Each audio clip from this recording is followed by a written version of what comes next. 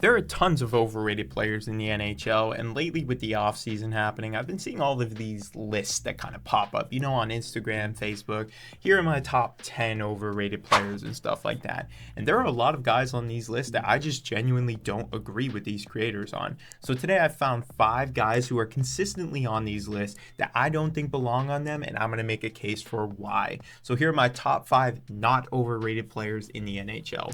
At number 5 is Matt Barzal. Now, a lot of you are probably like, yeah, he's overrated, but let's talk about this a little more. To be overrated, people have to consider you to be one of the best players in the league. And I don't think I've ever talked to a person who puts Matt Barzal in their top 20 players. And honestly, I don't think that people should be considering overrated anymore. The guy is properly rated. He's a solid top player. I don't think that anybody can argue that. He makes amazing plays, a solid two-way forward, and I think a good comp for him would be Bergeron. You ever think about Patrice Bergeron in his career? He's pretty similar to that. He's never the best player in the league, but he's solid and can be a top-line player for any club in the NHL. So I don't think he's overrated. I think people need to stop putting him in that category. I think he's properly rated for what he is, and people who are still saying he's overrated, they just haven't really been keeping up with the Islanders and Matt Barzal's career. And number 4 is Jack Eichel. Now, Jack Eichel just won himself a Stanley Cup, and I still think he's on these lists because people are begrudged about his time in Buffalo. Jack Eichel is genuinely a top-line center in this league and could be for any organization. And even though I think people consider him to not be worth the second overall pick that Buffalo chose him at, I still think he is. Jack Eichel is consistently a great player in the regular season, and he shows up in the playoffs, something that he demonstrated with the Knights when he just won a Stanley Cup. Jack Eichel is not overrated, and if you have him on this list, you're just hating on him because of his time in Buffalo and the way that everything went down, honestly. But let me know about this one, because I think this might be the most controversial one on the list. If you think Jack Eichel is overrated, or maybe he's even underrated in some areas.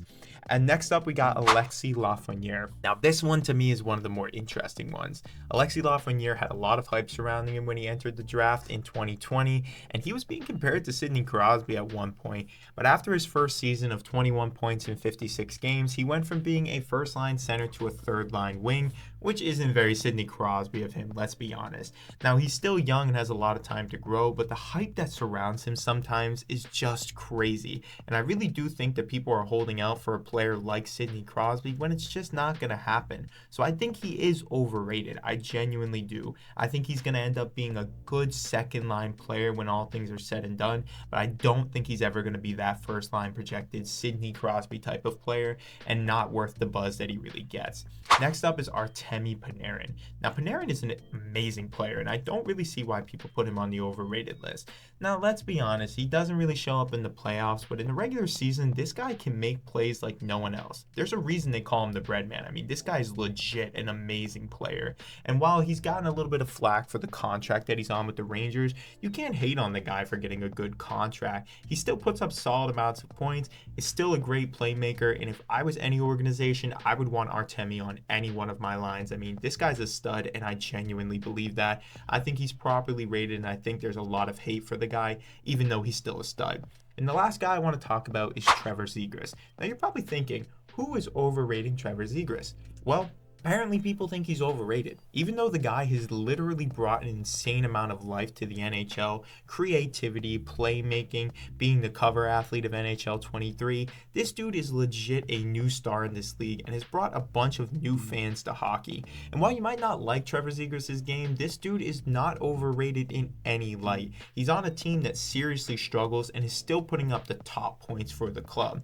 Him and Terry are going to be a great duo, and adding Leo Carlsson, I think the Ducks might be one of the most exciting teams to watch in the NHL. And whether you like his game, his attitude, or the little rat moves that he makes like Brad Marchand, I think Trevor Siegrist is insanely underrated for what his talent is going to be in this league. And I think if you're overrating him, you're going to wish you didn't put him on one of those lists, because this guy's going to be a stud. But let me know what you guys think. These are the 5 guys that I consistently see on the list, and I want to know, do you guys think they're overrated, underrated, or properly rated? Let me know your thoughts and opinions in the comments below. Like the video and subscribe to the channel if you haven't yet. I'll see you guys in the next one.